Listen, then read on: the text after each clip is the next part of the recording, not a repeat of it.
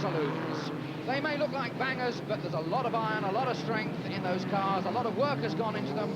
A graded start, the white top cars you can see down at the front.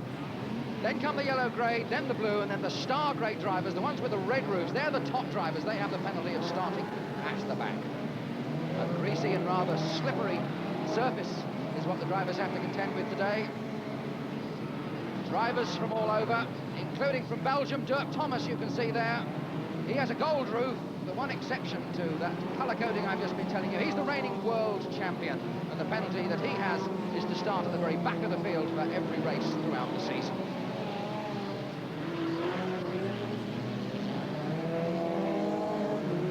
That shale on top of the tarmac making the going very greasy, very slippery. And the technique is the same with this formula as with most of them. For the better drivers who have the disadvantage in some ways of starting at the back, the advantage is you can sit back and let some of the less experienced drivers get themselves in the fence and get themselves into trouble, and you can then sail past and pick up the pieces. One very competitive driver always here at Wimbledon, but he doesn't race very often at Wimbledon because he's the Scottish champion, spends most of his time north of the border, but when he comes down here he really gives all the English lads a very good run for his money. National points champion you've just seen go through there, and as they come through, let's bring in Barry Lee. A word about stock saloons, Barry. What can I say? A word about stock saloons, as we can just see there. Bash, crash, do what you really want. Actually, the world champion starting right at the back. It's not too much of a disadvantage because with stock saloons, you are allowed to eliminate the car in front of you, which you can well see now by the carnage left all over the track.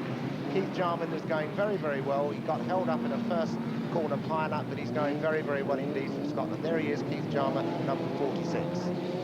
Well, of course, the pushing and the shoving that Barry was talking about, something you are not supposed to do in the hot rod formula. There's our world champion in a little bit of bother there, finding the infield very greasy. The speedway track on the straights is on the inside, and it's very, very boggy down there, and you lose all your grip as soon as you get out there. That's Dirk Thomas in car number 37. There's 5 laps gone in this 25-lapper.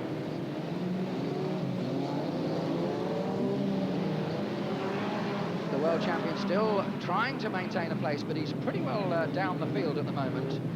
It's 3:07 who is in fact the leader. If you see him go through, 3:07, Dave Simpson is in the lead.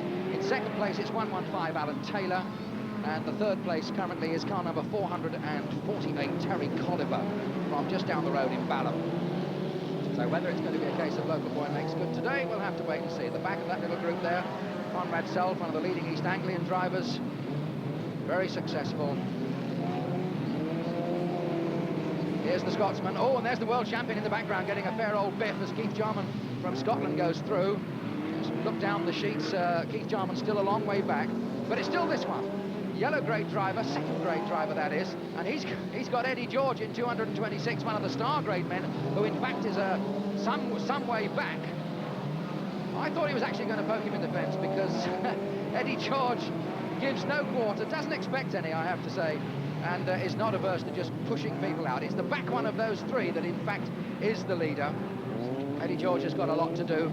303's not going a lot further. Alan Parker from Norwich, he's abandoned ship, leaving a little bit of a chicane there, a bit of an obstacle for them to get through, and you can see that's the technique. Lean on him and then try and push him into the parked car, but it didn't quite come off. There's Keith Jarman still in the thick of it there. Ray Gowdy just going through. The world champion Dirk Thomas in the back. But up front with 9 laps gone, it's still that yellow top, 3:07, who is there. And now comes the pressure. This is what Barry Lee was talking about. You can just give them a push and shunt them out of the way. You can't do that in the rods, can you, Barry? No, you're not allowed to. And to make it even harder, you're allowed to eliminate people there. But, oh, look at that accident there. The reason that accident happened because they've got no rear view mirrors in these cars. So you can't see cars coming up behind you because to make it more interesting and more spectacular, they made all the drivers remove their rear view mirrors so they can pull out in front of a cars coming steaming down. There's Jarman just been spun round once again. Poor Keith, it's not his day today. They're definitely out. The English boys are out to get the Scottish boys. So Terry Colliver now takes it up, 4:48 with 10 laps gone. 4:48, 3:07 now knocked well down the placings after that shunt. 115 is in second place, Alan Taylor. 3:02, Dean Wood has now moved up into third. So those are the placings. 4:48, Terry Colliver. 302 Dean Wood now second. 115 has dropped down to third. Then comes 363, and then 307, who we saw pushed into the fence. Then 156 Ray Gowdy. Then we go back to 68 from Scotland, Harry Burgoyne. Plenty of action. These cars, of course, are well and truly strengthened. There's 448 on the inside of that little group. Dirk Thomas there in the outside has just gone out, Nigel. He's into the fence there, and he's out of the race now. Dirk Thomas, the Belgian world champion, has now gone out of the race on the far turn. But it's still Terry Colliver with 12 laps gone as we come to the halfway stage. Knows his way round very well indeed.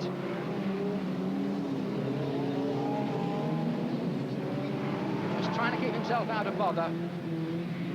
He won't mind a bit of bother if it comes along. That's one way of getting round the bend. You just bounce off the opposition. And if somebody starts snaking about in front of you, well, you just wait till the back end gets hung out, latch on and give a push, but then he's going to have to do it in that case. He didn't have to touch him. He did it all himself. So 14 gone, 448, Terry Colliver from Balham, 302, Dean Wood is in second place, the reigning Southern champion from Aldershot. 363 comes third, Terry Kirby, then it's 115, Alan Taylor, 156, Ray Gowdy, and 636, Conrad Sell. The Scotsman here, Keith Jarman, still a long way behind. Oh, and a little bit of a knock there from Harry Burgoyne from Scotland against 448, tried to put him in the fence, didn't do him a lot of good.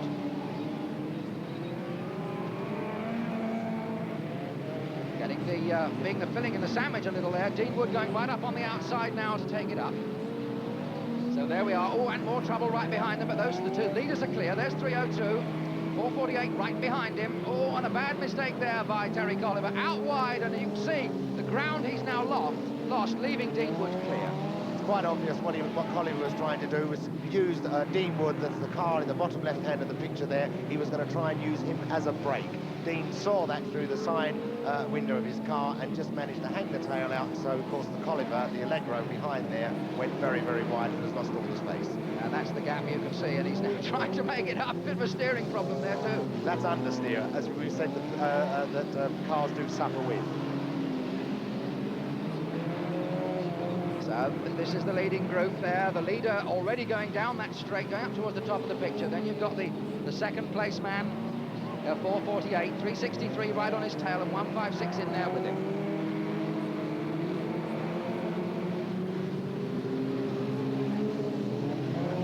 Well, coming towards the closing stages now, time running out, and Dean Wood really going very well. There's a lot of competition, especially in the southern part of the country, and to be Southern champion, you've got to know what you're doing, and that's the title held by this man in the lead on the right of the picture there, 302, Dean Wood, and there's 5 more laps to go as they come past the starting marshal this time. At the moment, it's looking as if Dean Wood is going to take this one if he can just hang on. 448 is still there in second place, Terry Colliver. Then we go back to 363, Terry Kirby, 156, Ray Gowdy, 636, Conrad Self, and 115, Alan Taylor.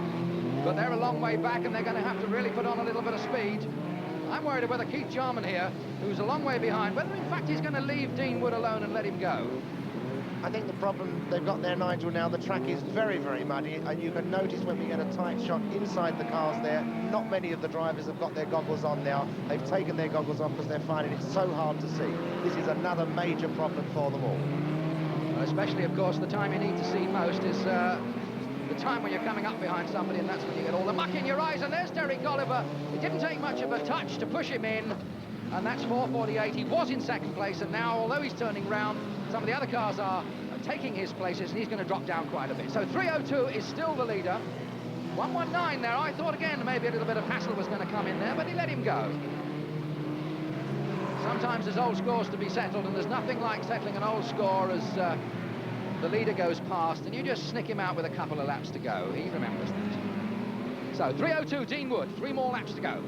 And now a couple of back markers which he'd like to dispose of, whether it'll be prudent to do so, bearing in mind the second and third men are quite some way back. He can afford to take it easy.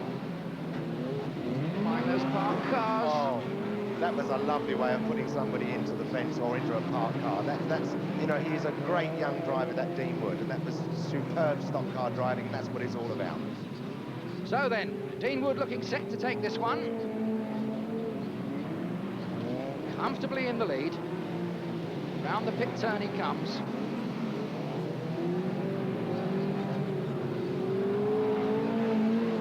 Into the closing stages, the 2-lap marker out there from the starting marshal. Eddie Alders there, 2:38, national points champion, a long way down in this field. The Scotsman really not in it at the moment. It's 3:02, Dean Wood, 1:56, Ray Gowdy, 6:36, Conrad Self. But the second and third places are some way back. It's 3:02, 1:56, 6:36, 1:15, and 4:48. Kerry Colliver has come back in again. There's the second place man. That's Ray Gowdy. He wants to get that back marker out of the way, but he's not going to have much chance to take the leader because he's already coming off the final turn. The checkered flag is now at the ready. He's going to chase the Scotsman over the line. 3:02, that's the checkered flag. And he drove well. He picked up the lead after 15 laps to take the trophy. 3:02, Dean Wood.